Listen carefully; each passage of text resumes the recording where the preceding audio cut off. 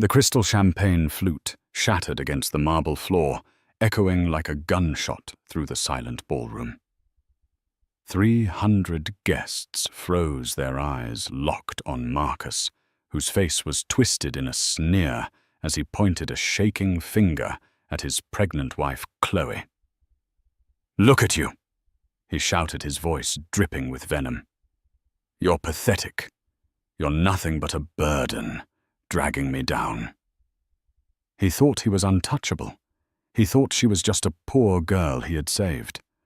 But Marcus was blissfully unaware that the silver limousine pulling up to the driveway didn't belong to a guest.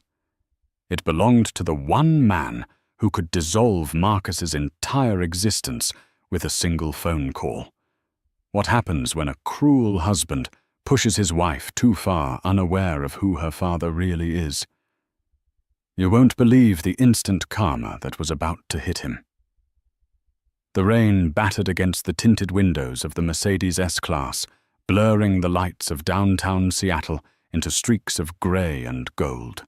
Inside the car, the silence was heavier than the storm outside. Chloe shifted uncomfortably in the leather passenger seat. At 7 months pregnant, finding a comfortable position was a distant memory. Her lower back throbbed with a dull, persistent ache, and her ankles felt swollen against the straps of her heels. She instinctively placed a hand on her stomach, a protective gesture that had become second nature over the last few months. "Stop fidgeting." Marcus snapped, his eyes fixed on the road, his knuckles white as he gripped the steering wheel. "You're wrinkling the dress. Do you have any idea how much that silk cost?" "It's a Vera Wang custom, Chloe. Try to act like you deserve to wear it." Chloe bit her lip, tasting the metallic tang of blood. "I'm sorry, Marcus. My back is just... It's really hurting tonight. The baby is kicking hard." The baby. It's always about the baby," Marcus muttered, checking his reflection in the rearview mirror. He adjusted his silk tie, a deep crimson, that matched the handkerchief in his pocket. "Tonight isn't about you, Chloe. It's my mother's 60th birthday. It's the social event of the season. The board of directors from Vanguard Holdings will be there. I am this close to the VP position, and I need you to look the part of the successful executive's wife. Not a tired, complaining mess." Chloe looked out the window to hide the tears welling in her eyes. 2 years ago, Marcus hadn't been like this. When they met at that small coffee shop on 4th Avenue, where she worked as a barista, he had been charming, attentive, and seemingly humble. He had swept her off her feet, ignoring the fact that she lived in a small, run-down apartment in the cheaper side of Tacoma, and drove a beat-up Honda. But as soon as the ring was on her finger, and she moved into his sterile, modern penthouse, the mask slipped. And when she got pregnant, the mask shattered completely. "I'll do my best," she whispered. "Your best better be good enough," Marcus warned, as he turned the car onto the winding private road leading to the Sterling estate. "Mother is already in a mood. She thinks the flower arrangements are too pedestrian. Don't give her another reason to be upset." The Sterling estate was less of a home and more of a fortress of wealth. Massive iron gates swung open, revealing a sprawling driveway lined with luxury cars, Bentleys, Rolls-Royces, and Ferraris. The house itself was a monstrosity of stone and glass glowing with golden light. A valet opened Chloe's door. She struggled for a moment to hoist her weight up, hoping Marcus would offer a hand. He didn't. He was already out buttoning his suit jacket and smoothing his hair, striding toward the massive oak doors without looking back. Chloe took a deep breath, plastered a fake smile on her face, and waddled after him. The ballroom was suffocating. The air smelled of expensive perfume, lilies, and old money. A live string quartet played softly in the corner, drowned out by the murmur of hundreds of conversations. Marcus darling. Beatrice Sterling descended the grand staircase like a queen addressing her subjects. She was draped in diamonds that probably cost more than the entire neighborhood Chloe grew up in. Her silver gown was tight, showcasing a figure she maintained with terrifying discipline. Marcus bowed his head slightly. "Happy birthday, Mother. You look stunning." Beatrice kissed Marcus on both cheeks, beaming with pride, before her icy blue eyes slid over to Chloe. The smile vanished instantly. "Chloe," Beatrice said, her tone flat. She looked Chloe up and down, her gaze lingering disapprovingly on the baby bump. "I see you haven't managed to lose that water weight in your face yet. And that dress, I specifically suggested the navy blue. This champagne color makes you look washed out, like a ghost." "Hello, Beatrice," Chloe said, keeping her voice steady. "Happy birthday. The navy dress didn't fit around the baby is growing fast." Beatrice let out a sharp, dismissive laugh.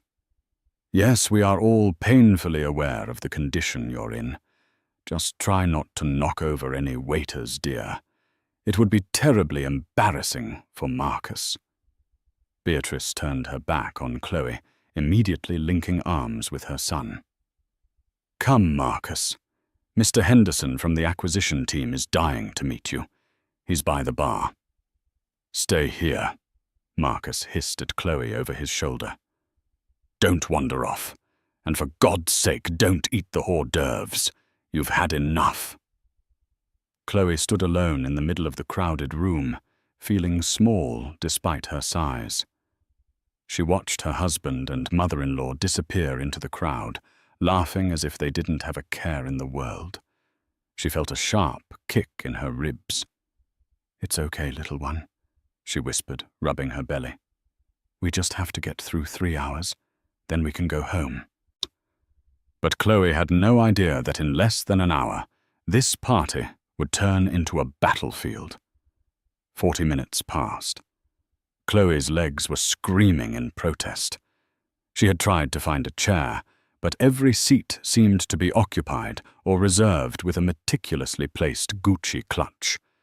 She leaned against a marble pillar near the catering entrance, trying to stay out of the way. She was thirsty, desperately thirsty. She caught the eye of a passing waiter. "Excuse me, could I just have a glass of water? No ice?" The waiter, a young man who looked terrified of the guests, nodded quickly. "Of course, ma'am. Right away." As she waited, she scanned the room for Marcus. She spotted him near the patio doors. He wasn't with Mr. Henderson.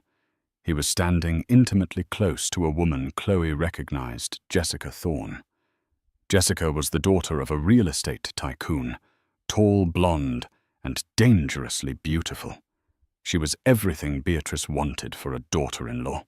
Chloe watched as Jessica laughed, placing a hand on Marcus's chest. Marcus didn't pull away. In fact, he leaned in, whispering something into Jessica's ear that made her giggle and bite her lip. A cold knot formed in Chloe's stomach, colder than the air conditioning. It wasn't the first time she had seen them together. Late-night texts, business meetings that ran until 2:00 a.m. The smell of unfamiliar perfume on his shirts. Chloe wasn't stupid. She was just trapped. She had no money of her own, no family nearby, and a baby on the way. The waiter returned with her water. "Here you are, ma'am." "Thank you," she said, reaching for the glass. But before her fingers could close around the stem, a heavy hand slammed into her shoulder. Startled, Chloe flinched. Her hand struck the tray, and the glass of water tipped over, splashing icy liquid down the front of her expensive silk dress and onto the polished floor. "Clumsy cow," Chloe gasped, looking up to see Beatrice standing there, her face contorted with rage. A tiny drop of water had landed on the hem of Beatrice's gown. I'm so sorry, Beatrice, I didn't see you, Chloe stammered, grabbing a napkin from the tray to dab at the water. Don't touch me, Beatrice shrieked, slapping Chloe's hand away. The sound of the slap was sharp enough to cut through the chatter nearby. Heads began to turn. You ruin everything. Don't you first. You ruin my son's potential by trapping him with this pregnancy, and now you're ruining my party. Marcus appeared instantly, storming over from Jessica's side. What is going on here? Your wife, Beatrice hissed, pointing at the small puddle on the floor. Just threw water on me. She's drunk, Marcus. Look at her. She can't even stand up straight. I'm not drunk, Chloe cried, her face burning with humiliation as the circle of onlookers grew. I asked for water. I'm tired, Marcus. I just wanted a drink. Marcus looked at the wet stain on Chloe's dress, then at his mother's furious face. He didn't ask if Chloe was okay. He didn't care that she was shaking. He saw the eyes of the city's elite on him, judging him for the scene his low-class wife was causing. You are embarrassing me, Marcus said, his voice low and dangerous. Marcus, please, Chloe pleaded, reaching for his arm. I don't feel well. I think I'm having contractions. Please just take me home. Marcus recoiled from her touch as if she were contagious. He looked around the room, seeing the opportunity to salvage his reputation with his mother and the guests by asserting dominance. He decided to play the victim. Home. Marcus laughed loudly, a cruel theatrical sound meant for the audience. You want to go home to the penthouse I pay for, to eat the food I buy. You contribute nothing, Chloe. Absolutely nothing. The room went deathly silent. The string quartet stopped playing. Marcus, stop! Chloe whispered, tears spilling over. Why should I stop? Marcus shouted, stepping closer, looming over her. Everyone here knows the truth. You were a broke barista looking for a meal ticket. You trapped me with this baby just to secure a lifestyle you don't deserve. Look at you. You're fat, you're lazy, and quite frankly, I doubt that child is even mine. The gasps from the crowd were audible. Chloe felt the blood drain from her face. How can you say that?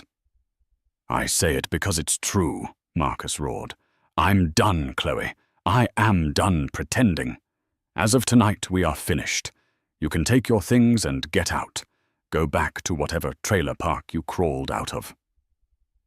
Beatrice stood beside him, arms crossed, a smug smile of victory on her lips. Finally, she said loud enough for the front row to hear. Taking out the trash. Chloe stood there, trembling, water and tears staining her dress. She felt a sharp, agonizing pain in her abdomen, but the emotional pain was far worse. She looked around the room, pleading with her eyes for someone, anyone to help her. But the wealthy elite just stared, sipping their champagne, treating her heartbreak as evening entertainment. She turned to leave her dignity in tatters, realizing she had no way home. Marcus had the keys. She didn't even have her phone. It was in Marcus's jacket pocket because he didn't like her carrying a purse at formal events. Get out! Marcus yelled one last time, pointing toward the grand doors. Chloe took a shaky step, then another. Suddenly, the heavy oak doors of the ballroom swung open with a resounding boom that shook the floorboards. A gust of wind and rain swept into the hall, followed by 4 men in dark suits. They were large, imposing, and wore earpieces. They didn't look like guests. They looked like security. But not event security. Private military security. They stepped aside, forming a corridor. Through the doors walked a man in his late 60s. He wore a charcoal grey suit that was tailored to perfection, simpler than the flashy tuxedos in the room, but radiating a kind of power that money alone couldn't buy. He had silver hair, piercing grey eyes, and a scar running along his jawline. He held a black cane with a silver wolf's head handle, though he walked with a stride that suggested he didn't need it. The room murmured. "Who is that?" "Is that?" Marcus frowned, annoyed at the interruption. "Who the hell are you?" he shouted across the room. "This is a private event. Security, get this old man out of here." The man ignored Marcus completely. His eyes scanned the room until they landed on the trembling figure of Chloe. The hard lines of his face softened instantly. He walked past the stunned guests, the sound of his cane tapping against the floor. Click, click, click. He stopped right in front of Chloe. He looked at her tear-stained face, the water on her dress, and the way she was clutching her stomach. "Chloe," the man said, his voice deep and gravelly, shaking with suppressed emotion. Chloe looked up, her vision blurry. She blinked, and a gasp escaped her lips. "Dad!" The silence in the room was shattered. Marcus's jaw dropped. Beatrice looked confused. "Dad?" Marcus scoffed, stepping forward. "Chloe's father is a deadbeat mechanic who died 10 years ago. Nice try, old man. Who are you really?" The man slowly turned his head to look at Marcus. The look in his eyes was terrifying, cold, calculating, and utterly ruthless. "I," the man said, his voice projecting to every corner of the silent ballroom, "am Julian Thorne. But you might know me better as the owner of the bank that holds the mortgage on this house, the majority shareholder of Vanguard Holdings, and the man who is about to ruin your miserable little life." The silence that followed Julian Thorne's declaration was heavy, thick enough to choke on. For a solid 10 seconds, the only sound in the massive ballroom was the drumming of rain against the tall windows and the soft, ragged breathing of Chloe. Marcus was the first to break the paralysis. He let out a nervous, incredulous chuckle. This is a joke, right?" He looked around at the guests, seeking validation. "Who hired this actor? Is this some sort of entertainment for the party?" "Mother." Beatrice, however, wasn't laughing. Her face had drained of all color. She was staring at Julian with a look of dawning, horrified recognition. She had seen his face in Forbes, in the Wall Street Journal, on the news. Julian Thorne wasn't a myth. He was a titan of industry, known for hostile takeovers and ruthlessness that made the Sterling family look like children playing with Monopoly money. "Julian Thorne," Beatrice whispered, her hand trembling as she clutched her pearl necklace. Julian ignored them. He stepped closer to Chloe, his eyes scanning her face as if memorizing every detail. He gently lifted his hand, hovering it near her cheek, but afraid to touch her, as if she were made of fragile glass. "I have looked for you for 20 years, Julian said, softly, his voice cracking. "Your mother. She changed your names. She hid you well. She thought my world was too dangerous for you. Maybe she was right." He looked at the tears streaming down Chloe's face. "But I never stopped looking. Not for a single day." Chloe felt a wave of dizziness. The adrenaline of the confrontation was fading, replaced by shock. "Mom always said my father was a mechanic, that he died in a car crash." "A lie to protect you," Julian said bitterly. "A lie that left you vulnerable to vultures like him." He gestured toward Marcus without looking at him. Marcus, sensing the shift in the room's energy, tried to regain control. He stepped between Julian and Chloe, puffing out his chest. "Okay, listen here, old man. I don't care who you think you are. Chloe is my wife, and she is leaving. Now." He reached out to grab Chloe's arm, his grip rough. Thwack! The sound was sharp and sickening. Julian's cane moved with a speed that belied his age, striking Marcus's wrist with calculated precision. Marcus howled in pain, recoiling and clutching his hand. Touch her again, Julian said, his voice dropping to a terrifyingly low register, and you will lose that hand.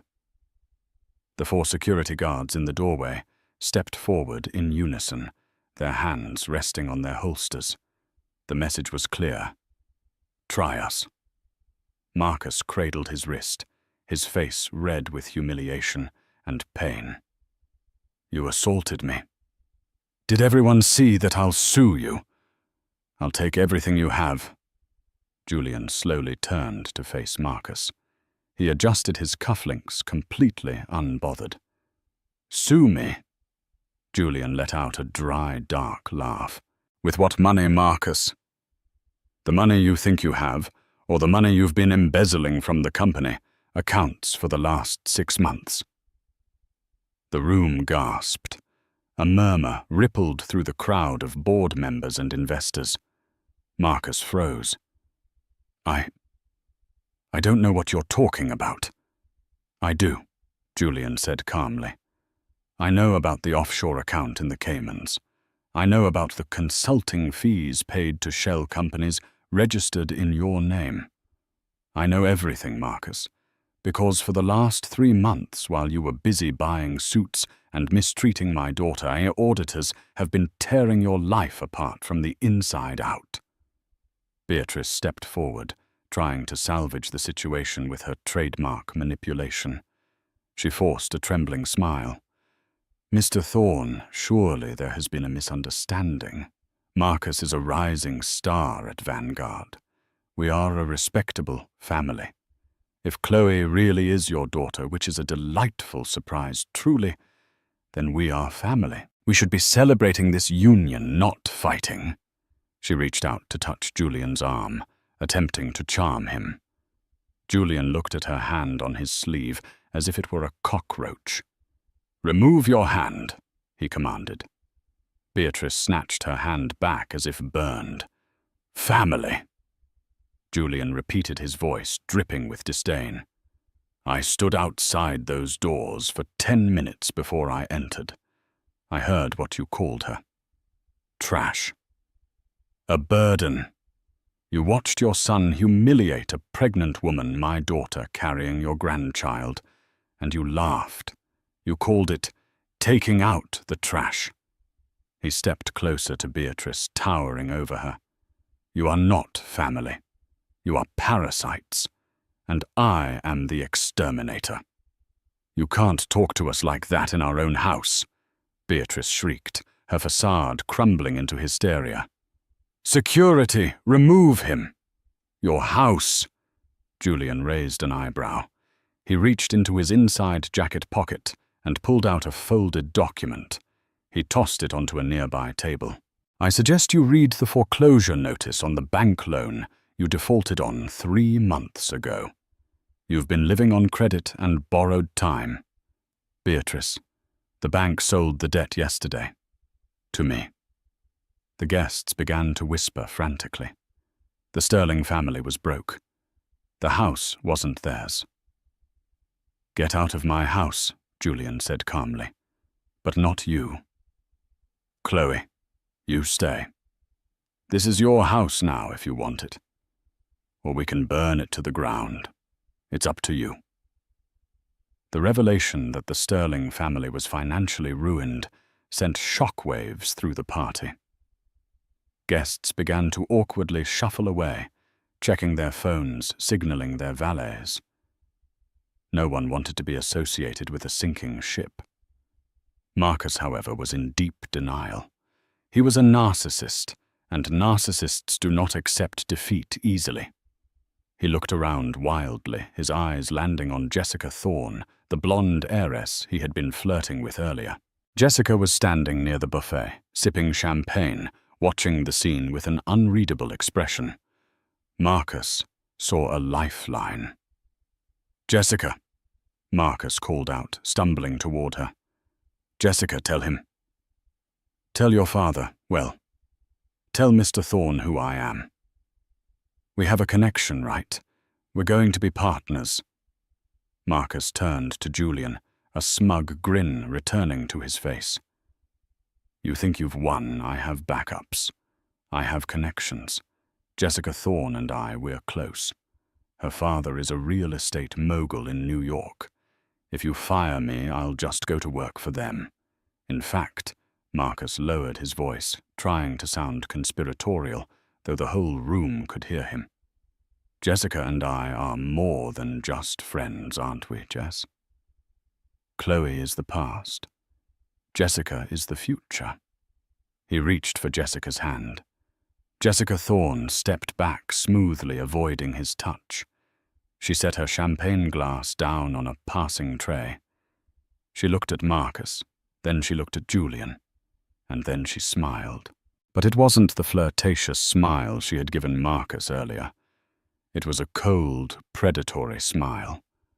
"Hi, Uncle Julian," Jessica said cheerfully. Marcus stopped dead. He looked from Jessica to Julian and back again. "Uncle," Julian nodded at Jessica. "Good work, Jessica. Did you get everything?" "Everything," Jessica replied, reaching into her clutch and pulling out a small digital voice recorder. Every conversation. Every promise he made to leave Chloe once the baby was born. Every admission of insider trading he bragged about after his third scotch. It's all here. She walked over to Chloe, her expression softening into genuine sympathy. "I'm sorry I had to play the part, Chloe.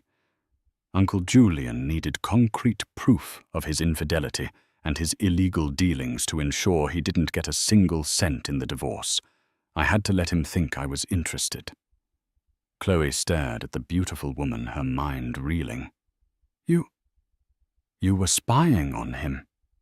"I was vetting him," Jessica said. "When Uncle Julian found you 6 months ago, he wanted to rush in. But we needed to know if Marcus was just a bad husband or a criminal. Turns out he's both." Marcus looked like he was going to vomit. The color had drained from his face so completely, he looked like a corpse. The woman he thought was his mistress was actually a plant. The woman he thought was his ticket to a better life was the one handing the nails for his coffin to her uncle. "You played me," Marcus whispered. You witch." "I mirrored you, Marcus," Jessica replied sharply. "I showed you what you wanted to see. A shallow, wealthy woman who didn't care about morals. You fell for it because that's exactly who you are."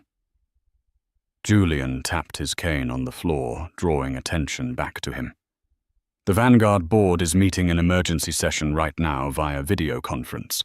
I initiated it 10 minutes ago. Based on the evidence Jessica just uploaded to their secure server regarding your embezzlement and corporate espionage, you are effectively terminated for cause." Julian checked his watch. "Actually, knowing how fast the legal department works, you were terminated 2 minutes ago. You lose your stock options. You lose your severance. You lose the company car." "My car," Marcus stammered. "But my keys are in my pocket." "The company leases that car," Julian explained patiently, as if talking to a slow child. "I had the leasing agency remotely disable the ignition. It's a brick in the driveway now. You'll have to walk down the hill." Beatrice let out a wail of despair. "Marcus, do something. He can't do this." "He just did," Marcus screamed at his mother, finally losing his composure completely. "He owns everything, Mother. We're ruined." Suddenly a groan of pain cut through the shouting match. Chloe bent double, clutching her stomach with both hands. Her face twisted in agony, and a low, guttural cry escaped her lips. "Chloe." Julian dropped his cane, rushing to her side, catching her before she fell. "Chloe, what is it? Is it the baby? It hurts." Chloe gasped her breath, coming in short, panicked rasps. "Something's wrong. It's not just a contraction. It feels wrong. There's too much pressure." She looked down. A steady trickle of fluid was running down her leg, but it wasn't clear. It was stained with blood. "She's hemorrhaging." Jessica said, her voice turning urgent and professional. "We need an ambulance now." "No time for an ambulance," Julian barked, lifting Chloe into his arms with a strength that defied his age. "My helicopter is on the pad at the bottom of the estate. We're going to St. Jude's. I have a trauma team on standby." He turned to his security guards. "Don't let these two leave," he pointed at Marcus and Beatrice. "Call the police. Give them the evidence of the embezzlement. Hold them here until the authorities arrive."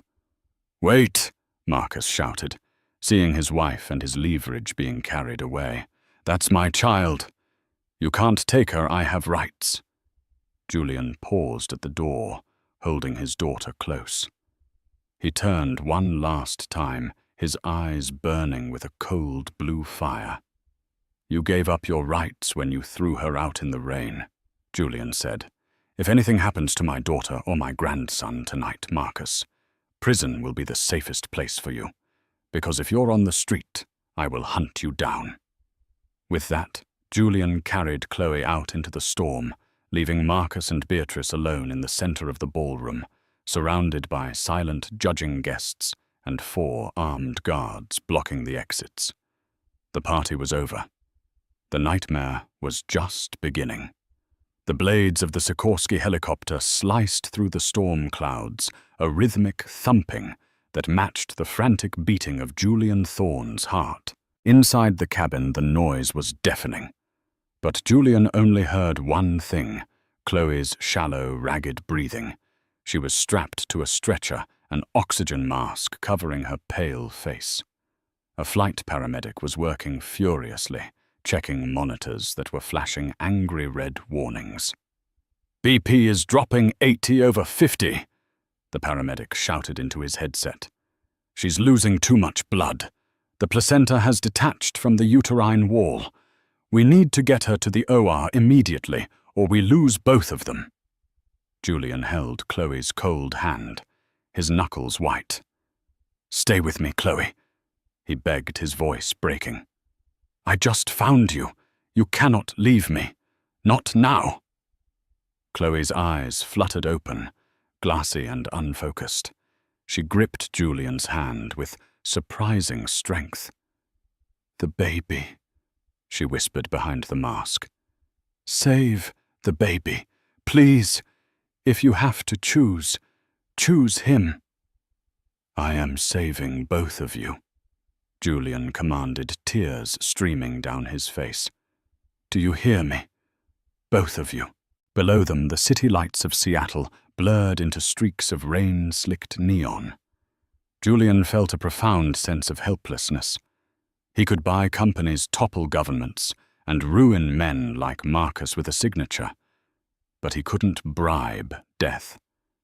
He was at the mercy of fate, and it terrified him. Meanwhile, back at the Sterling estate, the scene was chaotic, but in a very different way.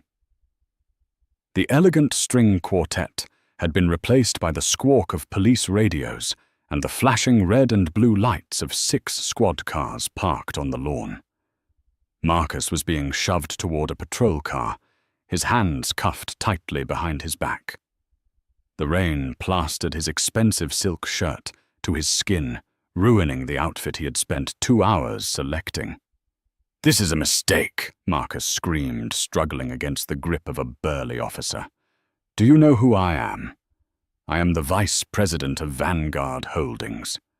You can't arrest me on the word of some senile old man. You're under arrest for corporate embezzlement fraud and securities violations," the officer recited, unimpressed. "And we have a warrant to search the premises for evidence of money laundering." Behind him, Beatrice was being escorted by 2 female officers. She wasn't screaming. She was hyperventilating. Her makeup was running in black streaks down her face, making her look like a melted wax figure. "Marcus," she wailed. "You said you had it under control. You said the accounts were hidden. How could you be so stupid?" Marcus spun around, his face twisted in a snarl. "Me? You're the one who told me we needed to renovate the East Wing. You're the one who ordered the $50,000 catering for tonight. I stole that money for you, Mother." "Don't you dare blame me," Beatrice shrieked, struggling as the officers pushed her head down to get her into the back of a separate cruiser. "I told you to marry Jessica Thorne. If you had just charmed her instead of that pregnant cow, we would be fine." The guests, huddled under the portico to stay dry, watched the spectacle with morbid fascination. iPhones were raised, recording every second. By morning, the video of the sterling downfall would have millions of views. The social exile was instant and total. At St. Jude's Hospital, the helicopter touched down on the roof. A team of doctors and nurses in blue scrubs was already waiting the wheels of the gurney, screeching as they sprinted toward the aircraft. "Male 34 weeks, gestation, maternal hemorrhage, placental abruption," the lead doctor shouted as they transferred Chloe. "Go, go, go, or one is prepped." Julian tried to follow them into the operating room, but a nurse held him back at the swinging doors. "Sir, you can't go in there. It's a sterile field. We need room to work." "That is my daughter," Julian roared, panic seizing him. "And we are trying to save her life," the nurse said firmly but kindly. "Please, let us do our jobs. Wait here." The doors swung shut, cutting off the view of Chloe being swarmed by the surgical team. Julian was left standing in the sterile white hallway, the smell of antiseptic filling his nose. He collapsed onto a plastic chair, burying his face in his hands. For the first time in 30 years, the Iron Wolf of Wall Street began to prey. Time lost all meaning. Minutes stretched into hours. Every time the doors opened, Julian's head snapped up, hoping for news, dreading the worst. He thought about the file Jessica had given him. He thought about Marcus. A dark, cold rage began to settle in his chest, replacing the panic. If Chloe died, there wouldn't be a lawsuit. There wouldn't be a prison sentence. There would simply be a disappearance. Marcus would vanish, and no one would ever find him. Finally, after 3 agonizing hours, the doors opened. Dr. Evans, the lead surgeon, walked out. He looked exhausted. His scrub cap was in his hand, and there were sweat stains on his shirt. Julian stood up, his legs shaking. He couldn't speak. He just looked at the doctor, his eyes begging for mercy. Dr. Evans let out a long breath and smiled. "She made it," Dr. Evans said. "It was touch and go. She lost a lot of blood, and we had to perform an emergency hysterectomy to stop the bleeding. She won't be able to have more children. But she is stable. She's in the ICU." Julian let out a sob of relief, his knees buckling. "And the baby?" "He's a fighter," Dr. Evans said. "He's whole 4 pounds 6 ounces. His lungs are a bit undeveloped, so he's in the NICU on a ventilator. But his vitals are strong. He's going to be fine." Julian closed his eyes, tears leaking out. "Thank you. Thank you." "You can see her in a little while," the doctor said. "She's waking up from the anesthesia." Julian nodded, wiping his face with a silk handkerchief. He wasn't just a father anymore. He was a grandfather, and he had a lot of work to do to make sure the world his grandson grew up in was safe. 3 days later. The persistent beep of the heart monitor was the first thing Chloe heard. It was a rhythmic, annoying sound that pulled her out of the darkness. She blinked her eyelids, feeling like lead weights. The room was dim, lit only by the soft glow of medical equipment. She tried to move, but a sharp pain in her lower abdomen made her gasp. "Easy, easy," a deep, soothing voice said. A warm hand covered hers. Chloe turned her head to see Julian sitting in a chair next to the bed. He looked different. The fierce, intimidating billionaire looked tired. He was wearing a cardigan instead of a suit jacket, and he was reading a book called What to Expect the First Year. "Dad," she rasped, her throat dry as sandpaper. Julian smiled, his eyes crinkling. "I'm here, sweetheart. I'm right here. The baby." Chloe panicked, trying to sit up. "Where is he? Is he?" "He is perfect," Julian assured her, gently pressing her back against the pillows. "He's just down the hall in the nursery. He's breathing on his own now. They took the tube out an hour ago. He has your nose." Chloe slumped back, tears of relief flooding her eyes. "He's okay. He's okay." "He's strong," Julian said, "like his mother." He poured a cup of water and held the straw to her lips. She drank greedily. "Marcus?" she asked after a moment, the memory of the party crashing back into her mind. Did he come?" Julian's face hardened, though his voice remained soft. "Marcus is currently enjoying the hospitality of the King County Jail. He has been denied bail due to being a flight risk.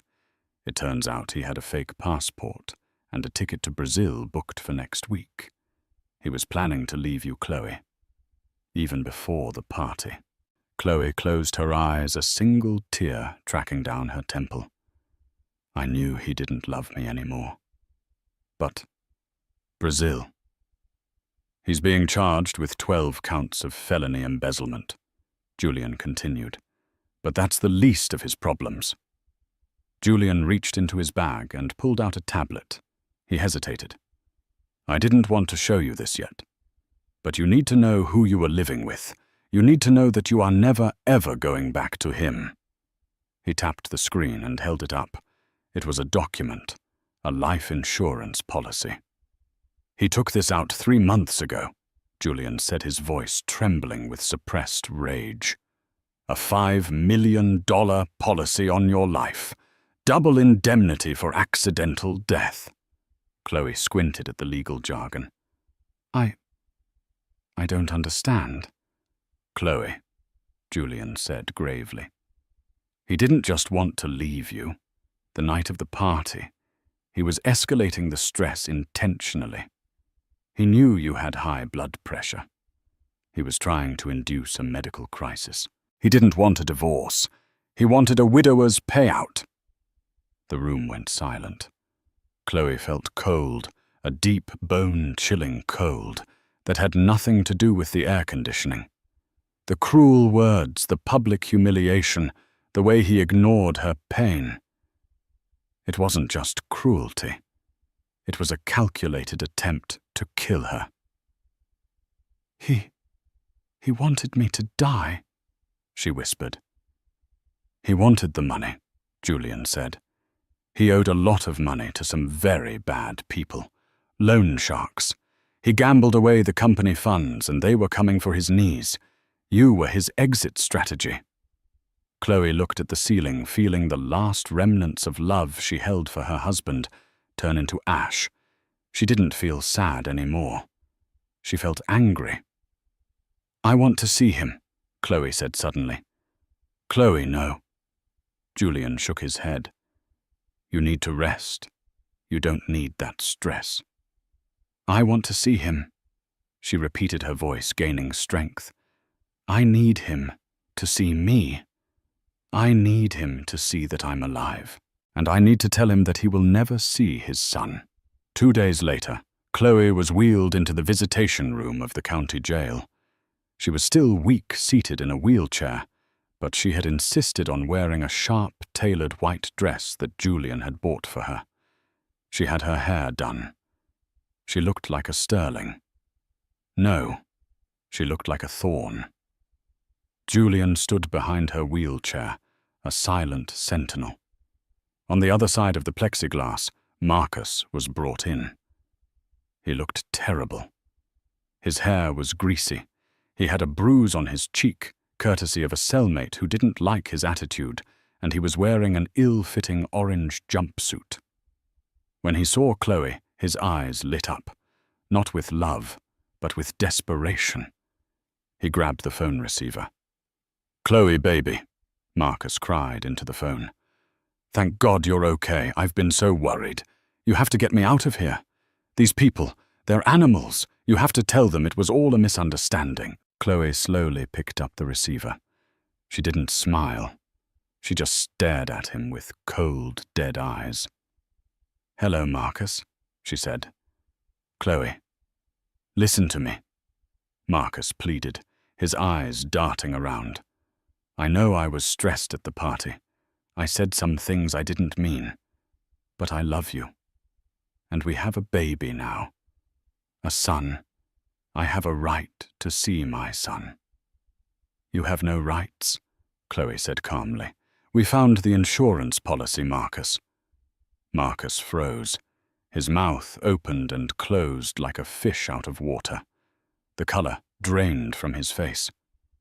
I can explain that," he stammered. "It was financial planning. For our future." "There is no future," Chloe cut him off. "I spoke to the district attorney this morning. I'm cooperating fully. I'm testifying about the abuse, the stress, the threats.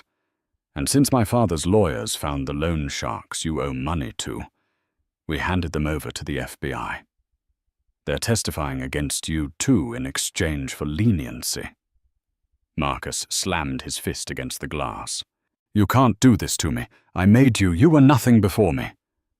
"I was happy before you," Chloe corrected him, "and I will be happy after you. But you're going to be very lonely." She signaled to Julian. Julian leaned into the microphone, his voice dripping with satisfaction. "I bought your debt, Marcus," Julian said. "The loan sharks sold it to me before the FBI picked them up. So even if you somehow get out of prison in 20 years, you owe me $4 million. You will work for the rest of your life, and every penny you earn will belong to me." Marcus looked at Julian with pure hatred. "You ruined my life." "No," Chloe said, hanging up the phone. "You did that yourself." She turned her wheelchair away from the glass. "Chloe! Chloe, come back!" Marcus screamed, pounding on the glass as the guards moved in to drag him away. "You can't leave me here. I'm the father. I'm the father." His screams faded as the heavy steel door slammed shut behind him. Chloe didn't look back. She rolled out of the jail and into the sunshine. For the first time in months, the air tasted sweet. "Ready to go home?" Julian asked, opening the door to the limousine. "Not yet," Chloe said, looking at the city skyline. "I have one more stop to make. I need to visit Beatrice." Julian raised an eyebrow. "Is that wise?" "Beatrice cares about one thing only," Chloe said, a mischievous glint in her eye. "Her reputation. I want to be the one to tell her that the Sterling estate is being renamed." "Renamed to what?" Julian asked. Chloe smiled. "The Leo Thorne Shelter for Women." The iron gates of the Sterling estate stood open, but the atmosphere had changed completely. Gone were the luxury cars and the pretentious security guards. In their place were moving trucks, not high-end movers, but foreclosure clean-out crews hauling boxes of seized assets out the front door. The rain had stopped leaving the grounds, smelling of wet earth and pine. Chloe sat in the back of the limousine as it rolled up the driveway, her father's hand resting reassuringly on her shoulder. "You don't have to do this," Julian reminded her softly. "I can have my lawyers handle her." "No," Chloe said, smoothing the fabric of her white dress. "She spent 2 years making me feel small. I need to stand tall in front of her. Just once." They found Beatrice in the grand foyer. She was arguing with a man in a jumpsuit who was holding a large Ming vase. "Put that down," Beatrice shrieked, her voice raspy from days of crying. "That has been in my family for generations. You can't take that." "It's listed on the asset forfeiture sheet, lady," the mover said, bored. "Bank owns it now." "Beatrice." Chloe's voice rang out clear and calm. Beatrice spun around. She looked like a ghost of her former self. Her hair was unkempt. Her makeup was non-existent, and she was wearing a tracksuit. Something she had once told Chloe was, "Clothing for people who have given up on life." When she saw Chloe, a flicker of her old venom returned. She straightened her back, trying to summon dignity she no longer possessed. "You," Beatrice hissed. "You did this. Are you happy you destroyed my family?" "You destroyed it yourself," Chloe replied, wheeling herself forward slightly. "You pushed Marcus to be greedy. You taught him that status was more important than loyalty, and you treated me like dirt because I didn't come with a trust fund." Beatrice laughed bitterly. "And now you do. So you're here to gloat, to kick me while I'm down. How very nouveau riche of you." "I'm here to give you a choice," Chloe said. Beatrice narrowed her eyes. "What kind of choice?" Chloe motioned to Julian. He stepped forward and handed Beatrice a single envelope. "Inside that envelope is a key," Chloe explained. "It's for a small 2-bedroom apartment in Tacoma. The rent is paid for 6 months. There is also a prepaid debit card with enough for groceries and utilities." Beatrice looked at the envelope as if it were a bomb. "Tacoma? You expect me to live in Tacoma? It's near where I used to live," Chloe said. "It's a humble neighborhood. Real people live there. It might be good for you." "And if I refuse?" Beatrice sneered, tossing the envelope onto a stack of boxes. "I have friends, you know. I don't need your charity." "Your friends stopped returning your calls 3 days ago, when the news broke," Julian interjected coldly. "We checked. You have nowhere to go, Beatrice." Chloe continued. "The choice is simple. Take the apartment and try to start over, or stay here and get escorted off the property by the sheriff's department in exactly 1 hour for trespassing. Because as of noon today, this house belongs to the Thorne Foundation." Then Beatrice looked around the empty foyer, the grand staircase she had descended like a queen only days ago. The silence was deafening. The realization hit her.